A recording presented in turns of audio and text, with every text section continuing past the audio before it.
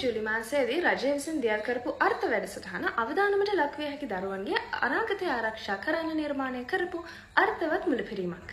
මේ වැඩසටහනට ජාතික ඉදිරිකිරීමේ බැංකුව හරහා ක්‍රියාත්මක වෙන විශේෂ ඉදිරිකිරීමේ ගිණුමක් සහ මාසික මූල්‍ය දීමනාවක් අඩංගු වෙනවා. අවුරුදු 18ට අඩු අනාථ දරුවන්, අත්හැර දමන ලද දරුවන්, හෝ බාරකාරත්ව ගැටලු හේතුවෙන් ආරක්ෂාවකින් තොරව ජීවත් වෙන දරුවන්ට මේ වැඩසටහනෙන් ප්‍රමුඛත්වය ලබා දෙනවා. දරුවෙකුට මාසිකව රුපියල් 5000ක වටින ආධාරයක් ලැබෙනවා. ඒක බෙදෙන්නේ රුපියල් 3000ක් අධ්‍යාපන, සෞඛ්‍ය සහ සුබ සාධක වියදම් සඳහා රුපියල් 2000ක් අර්ථ ඉදිරි කිරීමේ ගිණුමට තැන්පත් වෙන විදියටයි. මේ රුපියල් 2000ක මුදල වයස අවුරුදු 18ක් සම්පූර්ණ වුණාට පස්සේ ඒ දරුවාට ඒ එකතු වෙච්ච මුදල භාවිතා කරන්න පුළුවන් වෙනවා. හැම මාසකම 10 වෙනි දවසට මේ ගිණුමට මුදල් බැර කරන්න නියමිතයි. 2025 සැප්තැම්බර් මාසයේදී මේක ආරම්භ වුණා. 2025 ජනවාරි මාසයේ ඉඳන් හැම මාසයකටම අදාළ වෙන්න මේ මුදල් ලබා දෙන්න තීරණය කරලා තියෙනවා.